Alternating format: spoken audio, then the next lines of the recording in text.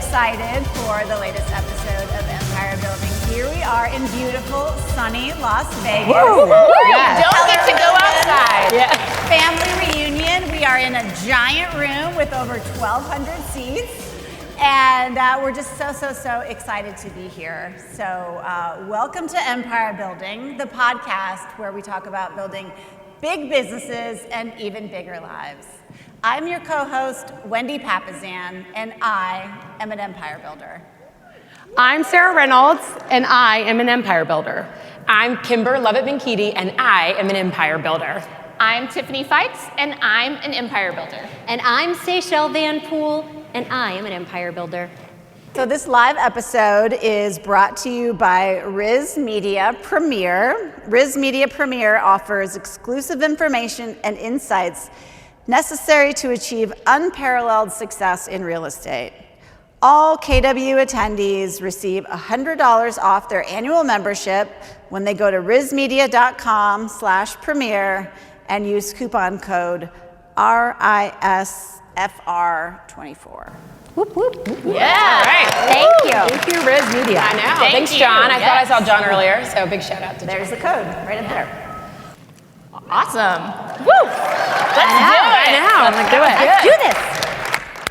So I'm having such a sort of surreal moment this week because 4 years ago at Keller Williams Family Reunion was the first time that an all-female rainmaking panel was had on the big stage. First time. First time.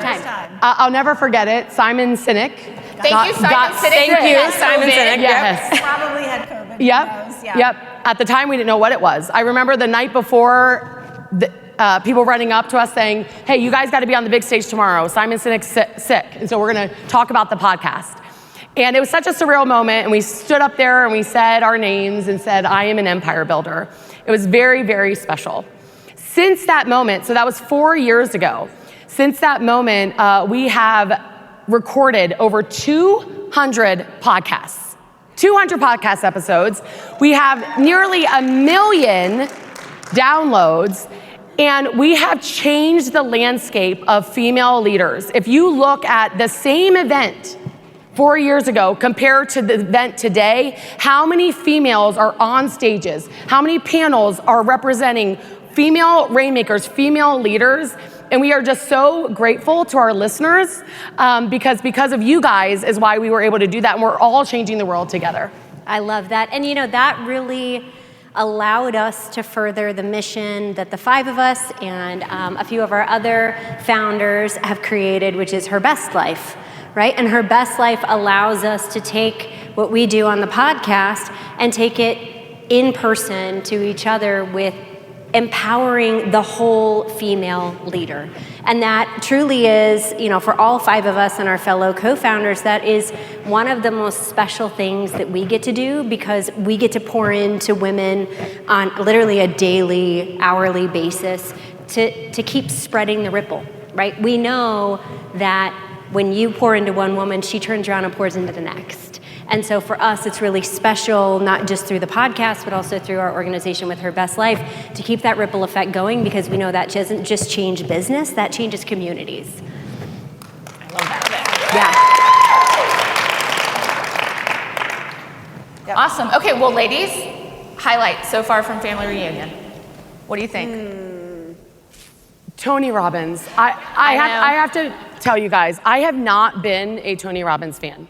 I've been sort of anti it, why walking on fire? Yeah, just more just the mind. I was thinking it's just mindset and not very tactical, and ideas are praised, execution's worship. So I'm a big believer in executing, and he blew me away. I mean, the stat 80% is mindset, 20% is strategy. And my big takeaway from that is I looked at our training at Empower Home, and 80% is tactical/strategy, and only 20% is mindset. And so my big takeaway and action item from that is we've got to look at our training to make sure that we're matching that. It was phenomenal. I love that. I think outside of the amazing education we're getting, there's that common phrase of like, sometimes you've got to hop on your plane to see some of your closest friends. Like, a privilege of being with this company as long as we have, this will be 20 years for me this year, is the relationships that this company has helped us develop. And I just feel so incredibly fortunate and blessed that we have such incredible people as a part of this company that we've been able to spend time with. And so I just feel really selfishly thankful for that we just have so many great people here that we've gotten to see this week. Truly is a family. Oh, and I forgot to mention my kids. Ugh. You didn't forget. They were saving the best part for last. What I love is you sort of move faster through your intro, and we thanked our listeners, and so we'll let it pass. Okay. But you do have an amazing They don't amazing listen kids. to it, so it doesn't matter. They don't listen. They don't listen. They'll never know. Yeah. I think this Tony Robbins on the state, energy was really, we know that, right? But I realized the power of just the people that you surround yourself with and the ability to really, as leaders especially, make sure that we are aware, our businesses are a mirror to us, our lives, our family, to where we need to, just take that opportunity to just show up, refill the bucket. And that's been what both the Empire Building community and the Her Best Life community have done. I know for me, and I know I hear it from so many of our both listeners and part of that HBL communities, it really helps energize them so they can go back and pour into the communities that they lead. Well, and I think watching him do it hurt was also really powerful. Yes. That's something women do. No, we do that all the time. Except we don't tell you. We don't tell you that we were hurt. Yeah. No, we do that all the time hobble as on the leaders. And so, I just think it was a good reminder, we're not the only one playing hurt. Yeah. And he was playing all out. That man was jumping on stage 3 days after surgery with no pain medicine. And I know all of us have shown up like that. You can't do that all the time, and you should not do that all the time, but there are moments when you are called to show up like that. And he answered that call, and I know we do that as leaders sometimes too. And so that was just I was just in awe of how he showed up at his same level, hurt. I also realized that I would really like to have a hype team go ahead of me. I know. Yeah, I want that in every room. I walk into dinner and it's get excited, it's lasagna. I want that real bad. Totally.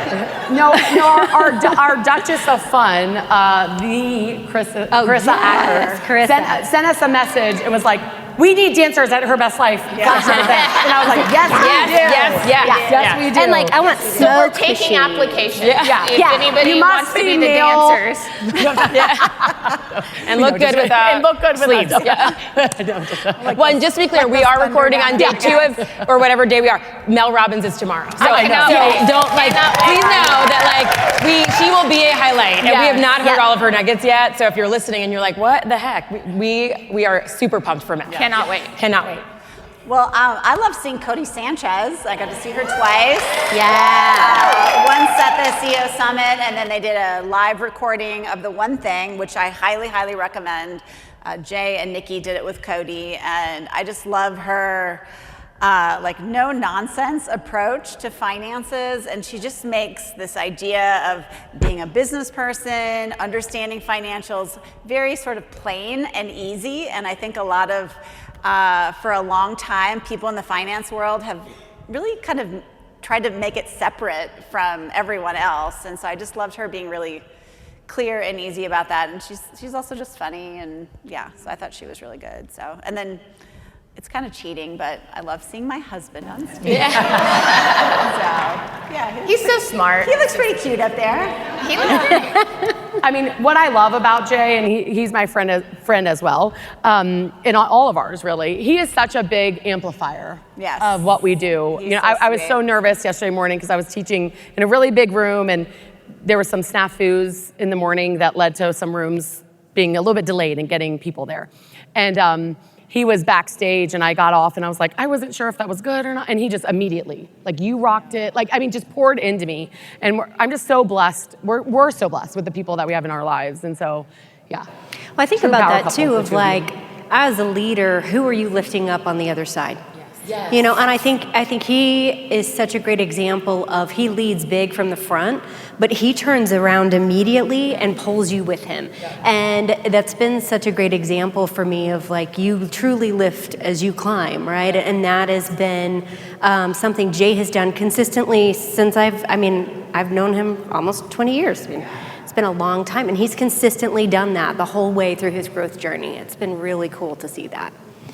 Well, I'm excited for us today because we had a bunch of questions. I know, I love that. That were submitted ahead of time. Ask us anything. And the fun part is y'all don't know all the questions that were submitted ahead of time. And so I get to be closest to the basket. I feel like I get to volunteer you on what you get to answer. Ooh, I like it. I'm so Do you guys excited. like this basket? Because we didn't have a bowl, we didn't have a basket. So 5 we minutes basically ago, we spent did not all have morning anything. trying to track down a basket. So I would like to I apologize love to the it. room that I stole this from. We are resourceful. We will return I'm going to return it. We're going to return it. We're responsible. Yeah, it's going to come back. Exactly, I'm we're borrowing. it. That's exactly right. I'm borrowing. Okay, y'all ready? We're ready. Okay. Let's do it. Okay. Ooh, okay. So this first one actually, Tiffany and Kimber. I think you should listen to this one, but feel free for anyone who wants to jump in. The mystery. I know. I'm like, are you so excited about what you're going to answer? Okay, so what do you do when mom guilt creeps in? I'm really struggling right now with the juggle between kids and personal life and work right now. And this question is actually from someone we lovingly call the great and powerful Roz. This is from Rosalind Luna. So Roz, shout out to you. So I'm curious, how do you deal with mom guilt? How do you juggle that? How do you juggle it? I think it's so real, right? Like, I mean, especially right now because my youngest is 4, and while I love them all, but like the 4-year-old, like I know the big ones are fine, but the 4-year-old, right? Like he's my whole heart, and so it is a lot of like, right? Like I'm flying out of here really early to get back, mainly for him, and so I think one is in regular life, right? Really. And this I actually learned from the amazing Tiffany, was to think about leverage and where are the magic moments where you can really be present. So like the gift of one of Tiffany's comments to me was like, it doesn't matter who makes the food, it matters that you got to sit down and eat it with them.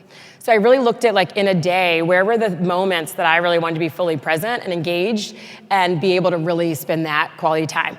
And then be able to kind of release that, I think the guilt is so much more with us than it is with them. Like I will feel like so hard, and he will, like sit with me for a minute and then be like back off to his rocket ships. And so that was also part of it, was like knowing that they're good and that I've created those spaces to really lean into those moments. Yeah, and I think if you're intentional about making the choice, I know like there's moments where you're trying to do it all and you're failing, or not failing, but you're just not succeeding at it all.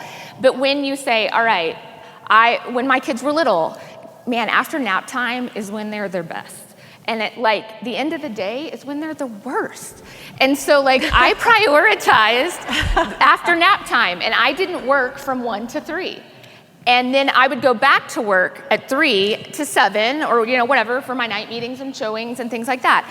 And I mean like, I put my phone in a drawer. Like my family was basically like, if something happens to me between 1 and 3, we can't get you on the phone. And I'm like, well, then I got a home phone. Because like I was irresponsible with my cell phone. I could not be present with my kids and have my cell phone. So the cell phone went away for 2 hours so that I could be really, really good with them. And then I knew I had that time. And when I wasn't around a lot of the other time, I knew. Just like I fed them a really good protein breakfast and then I just didn't care about what they ate the rest of the day. Like they were getting one thing. And so as a mom, I was getting one thing. And that also, to your point, Kimber, like the leverage of you don't have to do it all. You cannot do it all. They do not care that you make their peanut butter and jelly sandwiches. Also, they can make their own peanut butter and jelly sandwiches. I've said that on the podcast before. Like at 6 years old, my kids were making their lunches because they can. But that felt like mom guilt too, because I should be. But the reality is that doesn't matter. And so decide what matters for you, and it looks different for all of us, what matters. So just decide what matters for you and have people around you to remind you to let the rest of it go. Yeah, and Roz, I know you've got 2 girls, but as they're getting bigger, what I found too is that the 15-year-old, once I realized that I could take a little bit of my armor down with them as they were getting older and be real about the decisions we were making. And if we were having to make a choice that I wasn't gonna be somewhere or that I was, when I realized like, oh, when I actually started to tell them, hey, I'm gonna be like coming in hot to your game, but it's because I'm prioritizing this, I'm gonna become, and it was like the gift that he was like, oh, like, thanks, Mom. Like, I really, like, he got it. Yeah. And it was because I wasn't trying to juggle everything and hide from them that, like, I had it all under, that I could actually say, hey, I'm gonna miss this one. And for Her Best Life event, I have a freshman in high school, and so I committed to be at every single one of his freshman football games. And it was great. Like, I made that commitment to him. I made it really well known. I made it to my team. I made it really well known. And for Her Best Life event, I had to miss the first one. And so I went to him and said, Bud, like, you know how important this, like, these women are to me, and I'm gonna miss one of your games. And he was like, Mom, you've been at all of them. It's good, go have fun, right? But it was because I had made that really clear, and then I went in and had the honest conversation. What I love about that, Kimber, I know. What I love about that, Kimber, is it reminds me of one of the best things that George and I did was we actually sat down and said, what are the top 3 values that we want our kids to have when they're adults? And number 1 was faith, to have faith. Number 2 is to have a work ethic. And what I love about that is having open conversations with them then teaches them your decision making, what led to that, and then shows them that you're working hard and you're making them a priority. And so I think that's brilliant to include them in the decision and include them in talking it through with them. Well, and when there's periods where your pendulum has to swing, like when my kids were little and I needed to make a hire, we said, little, they were like 5 and 7 probably. That's little. But we were like, all right, I've got to do this one thing for 30 days. And what are we going to do as a family when I succeed at this goal? Love that. And they decided they wanted an ice cream cake. And we were like, okay, I'm not going to be around for dessert probably for 30 days. And if at the end I have done this, then we're getting this ice cream cake and y'all get to pick it out and all that stuff. And so those kids were asking me every day how I was doing on my goal. You know, like it changed the conversation instead of where are you to, are you doing what you're supposed to be doing? Get after it, because we are in this, Mom. Get after it. Yeah, don't let me down. That's right. I need the ice cream. Well, and what I'm hearing as a thread for both of you is you are teaching your team what your priorities are, which I think is really important in modeling. If you are a leader, you need to model that for them because you have to give your team permission to prioritize their family and their personal life as well. And so you're modeling that and teaching them like, this is important to me. I expect you to help me protect my time. And I also expect you to protect your family time. And then you're turning around and teaching your kids, which is a gift I think all of us wish we had learned as children, right? Like you're teaching them like, this is how you do the thing, right? This is how you do it. And that's a huge gift I think you're paying forward to your kids. Too, which is huge. Okay, so I have our next one. This one, Wendy and Sarah. Dun, dun, dun. This one is from, I would argue, one of our biggest fans. This is from Jenny Fan. So it's Jenny, built into her name. It is. That's she really is. Fan. We're a big fan of hers too. That's though. right. She's awesome. Jenny Fan is awesome. Okay, it says, my husband and I are under contract on our second investment property. Way to go. That is awesome. Seriously. Yes, way to go, Jenny. That's incredible. What advice would you give when looking for tenants? And then I'm going to give you a second part to this so you can think about both. What tactical advice or resources do you have for me? Good tenants. Let's see, what do we look for in good tenants? The first thing I look for is if they will do more than a year lease, they're my fave, okay? So 2 to 3 year leases, we've almost gotten them on all of our rental properties because we make it known that that's important to us. Because for me, time of relisting it, re-getting it on the market, all of that just takes away from other resources. And so for us, that's a big thing that we look for is long-term goals. And if they can stay in the home long-term, that's a better fit for us. Yeah, absolutely. Well, and what you can do is just price it a little bit below market and you'll get more applicants, so we just tend to do that and look for good tenants that way. I mean, we have criteria. You should have rental criteria. Everyone should have rental criteria. You should have it written down. You should have and it written you should down follow it. legally. Yep. And so ours is, they need to make 3 times the rent in terms of their income. You can't have more than 2 people per bedroom.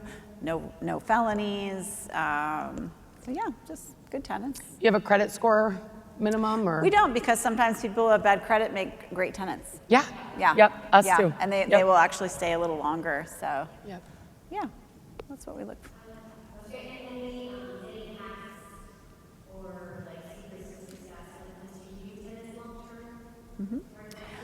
Well, I send all of my tenants a holiday card, always. And sometimes I go and, when I do the walkthrough, it's on their fridge, which is kind of sweet. Just having a relationship with your tenants, I think, is important. And I manage all of our properties, so if you have a property manager, that probably doesn't work. But I usually sit down with my tenants and I just walk them through the lease. And one of the things that we always put in the lease is if you'd like to purchase a property, you can break your lease at any time if you use us to buy your home. Yep. So smart. Yeah, It's great. For sure. Yeah. Boom. And one of the things I say to them is, hey, you know what? Thank you for paying my mortgage. I appreciate it.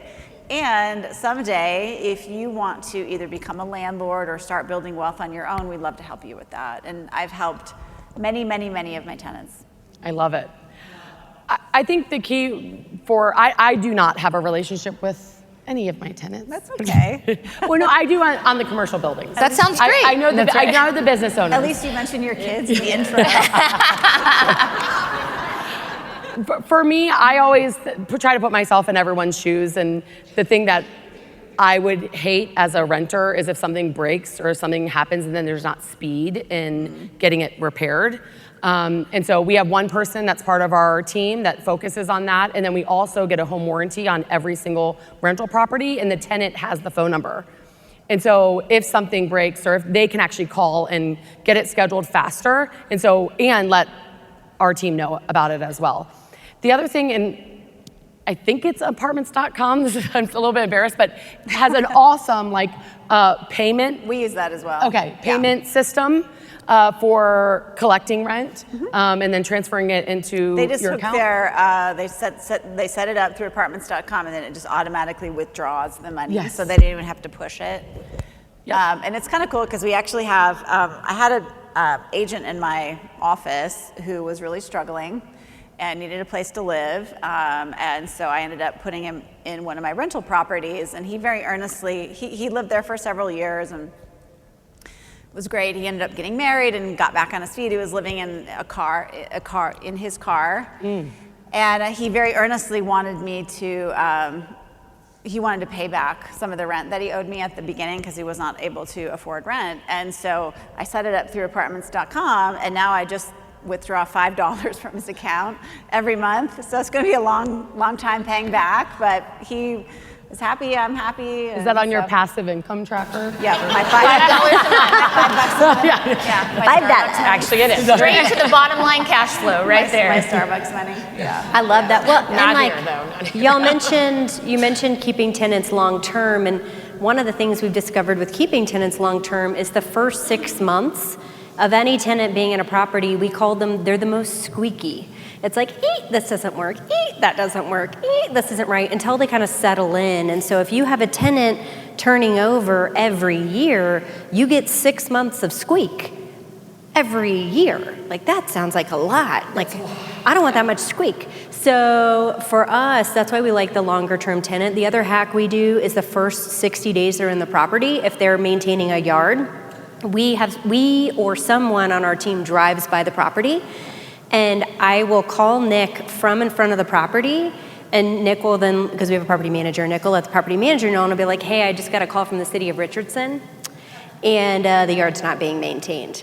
It's me. I called from Richardson, where the rental was, but we just got a call from the city of Richardson. Seychelles just happened to be in the city. But it lets them know, like, we got eyes on you, right? Like real quick and early, so it establishes that like you need to take care of your stuff, you need to take care of your commitments, but it happens a lot. So when we have new tenants moving in, I'm like, you're gonna be squeaky, but I'm gonna be squeaky too till we settle in this agreement, and then let's keep a long-term relationship. I love when Seychelle drops her strategic amazingness of her brain. I mean, that's phenomenal. One other thing, if you own commercial buildings, so the name Empire Building came from Gary Keller, and it was a class he taught to business owners in Austin. That's the actual origination of the name.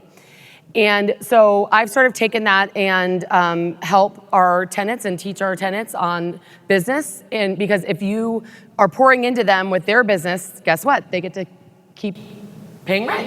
Yeah. They have income coming in, right? And so if you own commercial or want to own commercial, that's another little tip. That is brilliant. I love that. Okay, this one is from Juliana Seeley. And this is for Sarah and Tiffany. Okay, so it says, was there a defining moment when you stopped being content with average and started striving for next level living?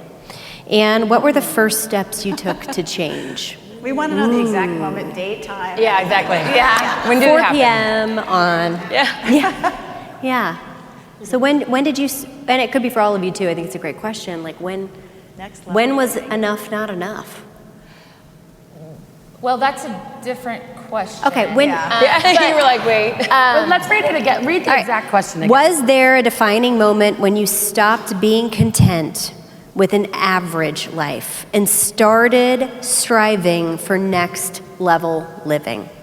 And what were the first steps you took to change?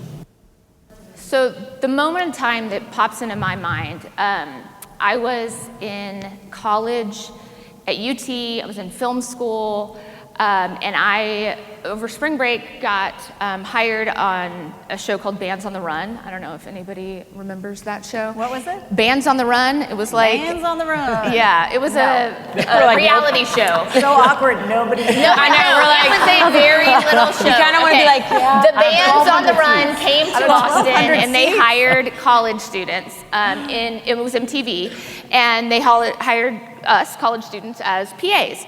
And PA in the production world is like the bottom, the most bottom. And I got hired for 2 days, Monday and Tuesday. And then on Tuesday, they were like, can you AC tomorrow, assistant camera, which is basically the guy or the girl that winds the cord behind the camera. And they were like, can you do that for 2 days? And I was like, yeah, okay. And then the next time they were like, well, can you support the producer on Friday? And I was like, yeah, great, I've got 5 days of work, this is amazing. And then at the end of Friday, they were like, hey, we're going out and we're doing dinner at Ruth's Chris, can you come? And I was like, yeah, that's awesome. Like, and I thought it was like the whole production. And it wasn't. I showed up to Ruth's Chris and it was me and the MTV producers. And they basically offered me a job and said, quit and move to New York, quit school, move to New York, we want to hire you immediately. And at that moment in time, I was just so like, I don't understand. I'm just like everybody else. Like, I'm literally just like everybody else. But that moment was when someone else called out the greatness in me or identified the greatness in me, where I was like, oh, I'm not like everybody else. I can do more, have more, create more. Like, I can rise to that. So I did not quit school because I'm also responsible and I felt like I needed to go to college. But that moment in time was kind of that somebody who called out the greatness in me, who saw it, shocked me to my very core, and I would say I made different decisions moving forward from there. Do you remember what you ordered at Ruth's? Oh, I've never been, I mean, that restaurant was so fancy. That was I like the epitome of you know, I fancy didn't back even know then. you had to order the sides separate. Like, I'm used to like Texas Roadhouse where it all comes on the plate. So I just got one steak, I'm sure, and nothing else because I didn't know I had to order it separate. I love that. I think for me, multiple moments are in my head right now, so I'm like, okay. Probably when we met. When you met? I was like, there's actually 5 moments. Exactly, right here. I wasn't your moment. I know. I think two things in terms of definitely like passion for work. I mean, when I went to college, I didn't know what my major was going to be. School for me was never something that I really applied myself to. Like in high school, like senior year, I don't think I took my book back home at all. And so I just like made it through B's and C's and just like, it was fine. Go to college, hop around every month from one major to another. And then my sophomore year, the end of my sophomore year, I took my first business class. And oh my goodness, I fell in love with all things business.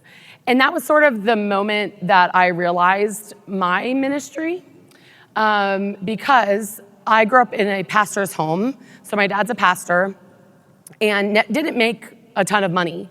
And then also when you're in a pastor's home, you also see lots of leadership of nonprofits, of missions, of people around the world that are literally giving their lives for no profit at all. Like their whole careers is giving. Their entire career is giving, right? And they want to keep their income low. For me, God gifted me with the ability to make money. I know how to make a lot of money.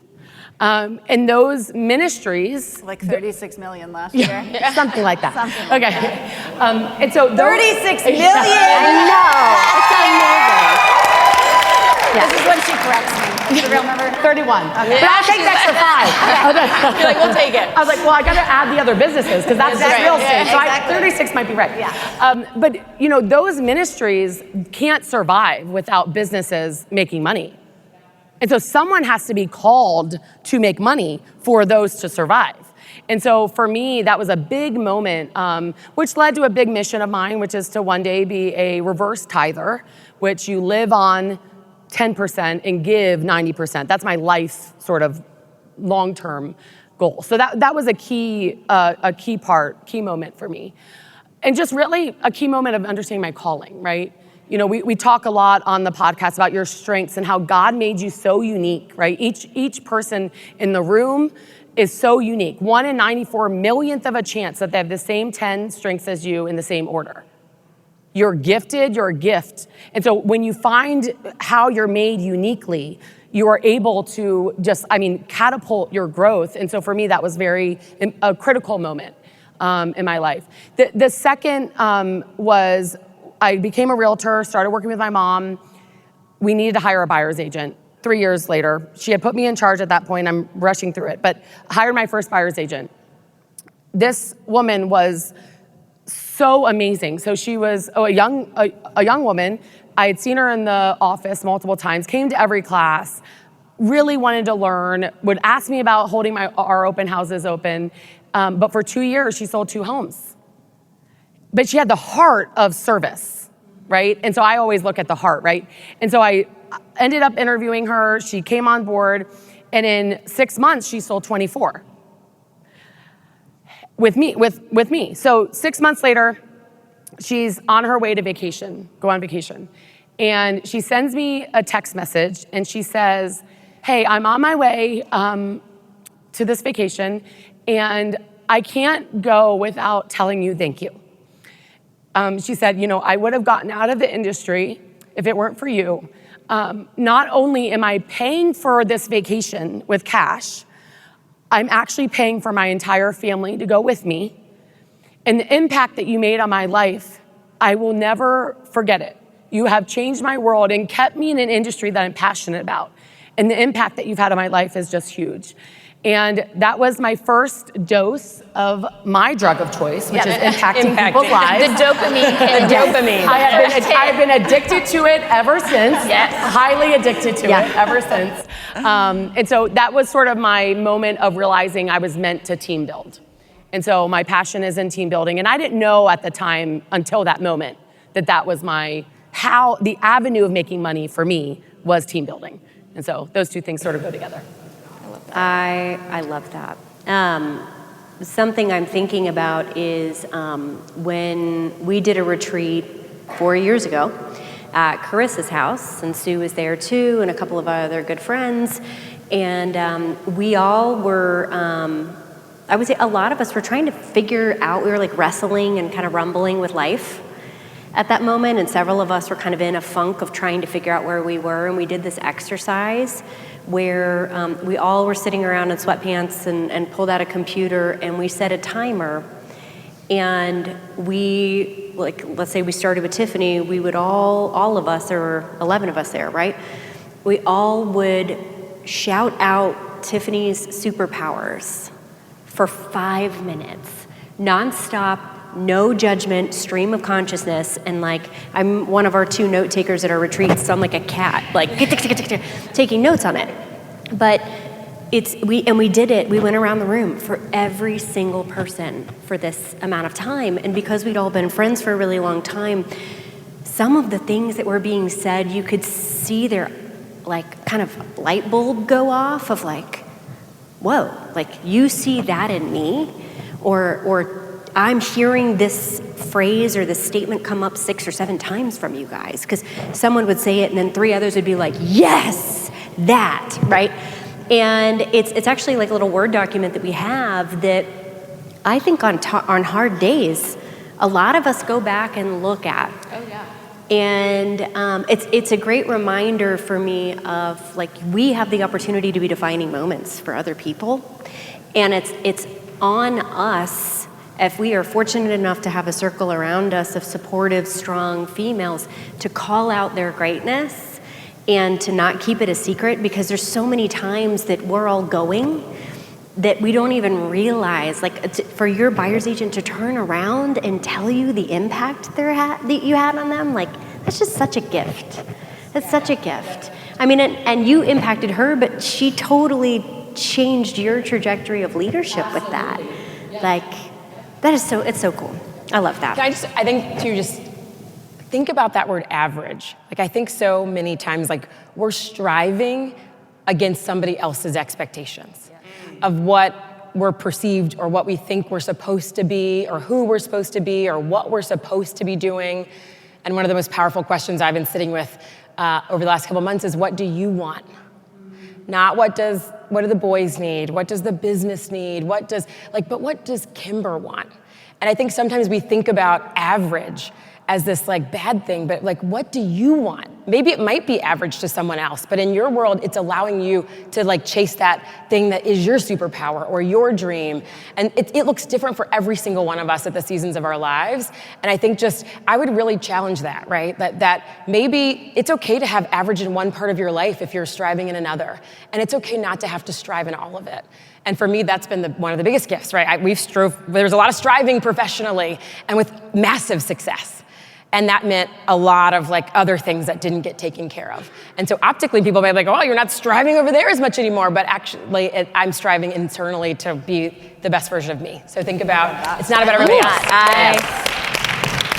Tony Robbins has nothing on Kimber. Yeah. I challenge your average. Yes. Be average. Your average. Yeah. Be average. Be your average. Yes. I love that. So I'm starting with Wendy on this one because she's one of our most avid readers. We're all readers, but I think you are the fastest, most avid one on our panel here. And this came from Veronica, which is what book has impacted you the most? Well, I think it's probably cheating to say the one thing. It's kind of incestuous. But it's really true. You know, Jay researched that book for 5 years, and we've been living the book for 10 years since it's been published. So pretty much the whole time I've been in real estate. And prior to that, I think my motto was variety is the spice of life. And I thought that I just thought that was fun, you know, to bounce around and do different things. And I'm good at a lot of different things, so that was really easy for me. And the one thing has really gotten me to be very intentional with what's important to me. And if you can, you know, I'll just echo what Kimber said, which is if you can really understand what's important to you and not important to someone else or what you think you're supposed to do. And, you know, it's basically what Tony Robbins was saying yesterday, is if you can figure that out and you can chase that with joy and energy or whatever you want to call it, that focus, you know, that discipline is actually going to give you freedom. So good. You know, that discipline equals freedom. And so, yeah, I mean, when life is feeling crazy, I pick that book open. Sometimes I'll just read a chapter and it's almost like a meditating or something like that. So, yeah, for sure my favorite book. Ooh, I didn't know you were coming to me. Yeah, you're like, wait a minute. I didn't prep you on that, sorry. I'm going to say this, but because it's the truth, and I want to preface it because it's truly the Bible. The Bible is a book, and for me, leadership. The Bible is a book, is it? It's actually 66 it's a books. compilation. It's a compilation of books, right? And I say it not as a pastor's kid. He would be so proud of me right now, but that's not why I'm saying it. She's like, hi, Dad, I love you. I'm your favorite kid, right? Why I'm saying is over the last probably year and a half, I have really studied leadership in the Bible, and the stories in there are just phenomenal. One recent one that I studied was when Moses' father-in-law came to him basically because he was overworking. He was taking on everything and said, you need to put leaders in place that can do basically 80% well. They're not gonna be able to do all well. And he said, some can lead tens, some can lead hundreds, some can lead thousands. And so you figure out who has the capacity and what they can lead, put them in place, and you should only handle the most important problems. So let your leaders handle the issues, bring the most important problems to you, and then focus on delegating as much as possible, and don't criticize them if they got 80% right. Because what I found myself doing was like, perfection's the enemy of progress. I say that a lot because I struggle with it, okay? A lot of people are always like, you say that a lot. I'm like, yes, because I struggle with perfection. And so before I understood this story and before I understood this advice, I was wanting it to be perfect. So they would come to me and they would say, okay, this is what I did. And I would want to make it perfect based on my opinion. Now I'm listening to them and I said, do they get it 80% right? If it's 80%, I say, awesome job, go, right? I love that plan, go make it happen. And so it's just made even a bigger impact on my life recently. And so, yeah. Oh my gosh, okay. Maybe I'm gonna do the one that I read most recently. I'll change it up a bit. I did just finish 10X is better than 2X, right? Yeah. And it is definitely, like, I feel like I look to Wendy to tell me what to read and then give me the Cliff Notes, or listen to it. I'm a big Audible, so I say read, but I mean listen. Yeah. And that's the same. So, but I think in that one, as somebody who has sort of like played comfortably, because I want to it really expanded how I thought about like what would it mean to like push something and like just like take it to an extreme level, and then actually then have to really focus on the things that really had the biggest impact. And I think so many times we're like, the whole principle of like, hey, a lot of times we might change 20%, right? As opposed to actually changing 80% and focusing on the 20% that actually got you the most results. And so from a business, from personally, I think it's been, just a huge idea of like thinking very differently about even just how you plan your year, how you're planning in your business personally, like what are the goals you have, and what if it actually meant you really got focused to that tighter, it is right, the one thing. What if you actually focused on the things that one gave you the most energy, that you enjoyed, that had the best result and return financially in your business, and then actually like got to try some new things on the other parts. Yeah.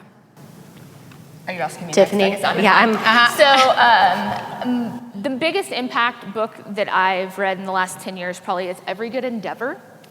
And it introduced me to the concept of rest, which as an achiever and somebody who can just put their head down and make it happen, the concept of a cycle of rest being how we as humans function the best, and like we need to have breaks, we need to have hobbies, we need to have like a true cycle, which has taken me down a whole nother path of learning around identity and who was I created to be, and what is really the role of business. And so Every Good Endeavor was the first book I read that really helped me be a better leader by teaching me to not do it all myself, but by understanding that there needs to be margin in your life. And I had never read a book about business that said there should be margin in your life.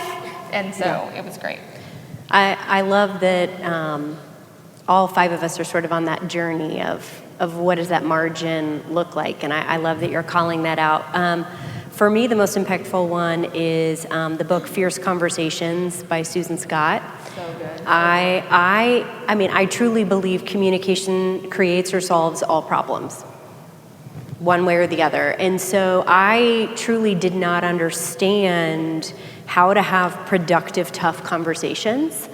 And until I really understood how to have that, my life was stuck because I was either leaning in or shying away from conversations slowly and then suddenly one conversation at a time. And I actually think now, like, having the hard conversations is one of my superpowers, which 10 years ago would not have been the case. So that's been a really amazing book for me. I think it's made me a much more approachable leader because they know that I will call out the hard, but I'm going to say it with love and care and candor. Yeah. So that one's been a really good one for me.